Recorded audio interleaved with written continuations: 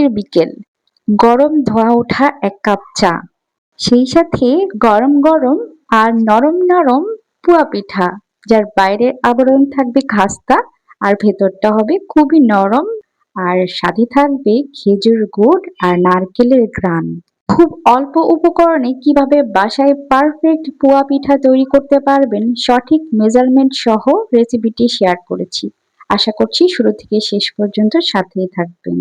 একটা মিক্সিং বলে আমি এখানে 2.5 কাপ ভেজা চালের গুঁড়া নিচ্ছি। আমার এটা ডিপ ফ্রিজে ছিল, তো সেখান থেকে নিয়ে এসেছি। 2.5 কাপ ব্যবহার করছি এখানে। আমি আজকে শুধু চালের গুঁড়া দিয়েই এই পিঠাটা তৈরি করে দেখাবো। স্বাদ মতো লবণ দিচ্ছি। এখানে আমি আধা চা চামচ লবণ দিয়েছি। 1 কাপের 3 ভাগের 1 ভাগ দিয়েছি নারকেল কোরানো, 1 টেবিল চামচ দিয়েছি গুঁড়া দুধ। স্বাদটা ভালো আসার জন্য দিয়েছি, চাইলে স্কিপ করতে পারেন, তবে নারকেলটা দেওয়ার চেষ্টা করবেন। শুকনো উপকরণগুলো মিশিয়ে নিয়েছি। এখানে আমি খেজুরের গুড়টা দিয়ে দিচ্ছি, এটা কুসুম গরম আছে এখন। এখানে আমি 1/3 কাপ খেজুর গুড়ের সন্দেশের সাথে 1/3 কাপ পানি মিশিয়ে জাল করে নিয়েছি। আর এরপর একটু কুসুম গরম অবস্থায় এই পিঠার খামিরের মধ্যে অল্প অল্প করে দিয়ে খুব ভালো করে হাত দিয়ে ডলে ডলে আমি ব্যাটারটা তৈরি করছি। আর চেষ্টা করবেন অল্প অল্প করে দিয়ে তৈরি করতে, আর খুব ভালো করে এটা মথতে। এটা আপনারা চাইলে ব্লেন্ডারেও করে নিতে পারেন, তবে এ পর্যায়ে নয়। এ পর্যায়ে এটা অবশ্যই হাত অথবা হ্যান্ড উইস্কের সাহায্যে করে নেবেন, এরপর ব্লেন্ডারে গুলিয়ে নিতে পারবেন। এতে করে আপনাদের কাজটা সহজ হবে, তবে আমি হাত দিয়ে করে দেখাচ্ছি কারণ অনেকের বাসায় ব্লেন্ডার থাকে না।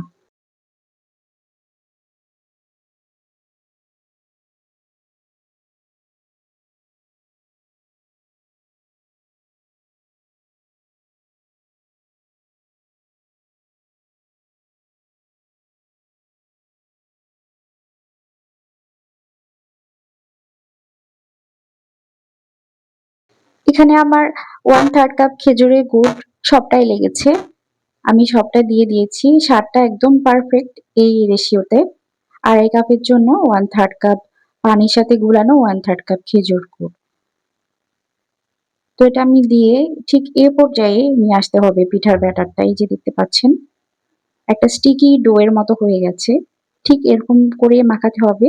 তো এরকম করে হাতে মাখিয়ে আপনারা এটা ব্লেন্ড করে নিতে পারেন। তো এটা আমি ব্লেন্ড করিনি, এটা আমি হাত দিয়েই করেছি।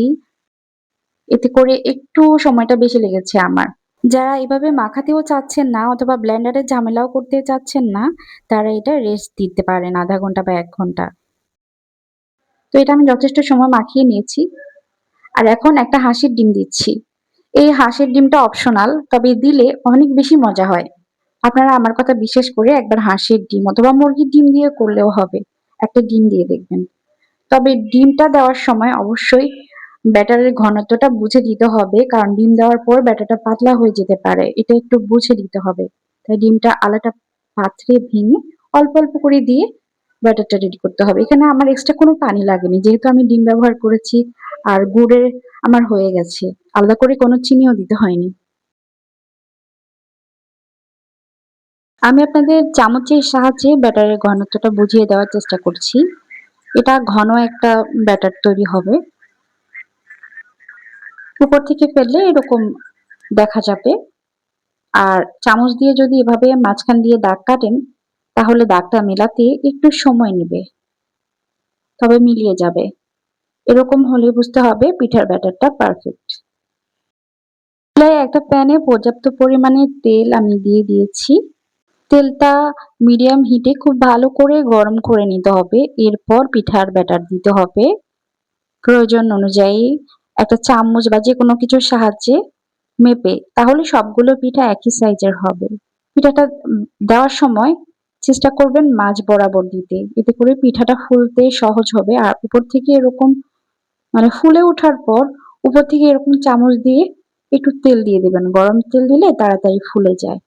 ছোট ছোট যে অংশগুলো পিঠার, সেগুলো আমি উঠিয়ে নিচ্ছি। এগুলো পিঠার মধ্যে থাকলে পিঠা কালো হয়ে যাবে বা দেখতে সুন্দর হবে না, তাই এগুলো তুলে নেওয়ার চেষ্টা করবেন। তো প্রতিটা পিঠা খুব ভালো করে একটু কুক করে নিতে হবে, নয়তো আবার ভিতরে কাঁচা থেকে যেতে পারে। তাই চুলার জালটা মিডিয়াম হিটে রাখলে তাহলে পিঠাগুলো ফুলেও উঠবে সঠিক সময়ে, ভিতরে কুকও হয়ে যাবে।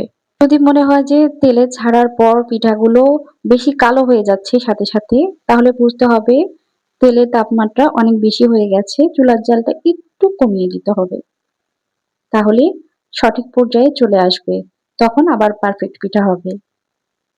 আর পিঠাগুলো ওঠানোর পর আমি এরকম টিস্যুর মধ্যে নিয়ে নিচ্ছি, এতে করে যে অতিরিক্ত তেলগুলো এগুলো টিস্যু সোক করে নেবে, অথবা ঝাঁঝরির মধ্যেও নিয়ে নিতে পারেন, তাহলে তেলগুলো ঝরে যাবে নিচে। আটা ও সুজি দিয়ে কিভাবে পিঠা তৈরি করবেন সেই রেসিপিটাও কিন্তু আমার চ্যানেলে আছে, চাইলে দেখে নিতে পারেন। এছাড়াও ব্লেন্ডারে চাল দিয়ে কিভাবে আপনারা পারফেক্ট এই পুয়া পিঠা বা জামাই আদর পিঠা তৈরি করতে পারবেন সেই রেসিপিটাও আছে। তো চ্যানেলে ভিজিট করার আমন্ত্রণ রইল। দেখতেই পাচ্ছেন পিঠাগুলো কতটা পারফেক্ট হয়েছে, একদম ফুলকো ফুলকো হয়েছে, আর ভেতরটা কিন্তু একদম ফাঁকা। আমি আপনাদের একটা পিঠা ছিঁড়ে দেখাচ্ছি, দেখতে পারবেন পিঠাগুলো কতটা পারফেক্ট হয়েছে। তো আজকে তাহলে এ পর্যন্তই, আবার দেখা হয়ে যাবে নতুন কোনো রেসিপি নিয়ে। ততক্ষণ পর্যন্ত সবাই অনেক বেশি ভালো থাকুন। আর আজকের ভিডিওটা যদি ভালো লেগে থাকে তাহলে একটা লাইক দিয়ে চ্যানেলটি সাবস্ক্রাইব করে পাশেই থাকবেন। এখানেই বিদায় নিচ্ছি, আবার দেখা হবে ইনশাল্লাহ।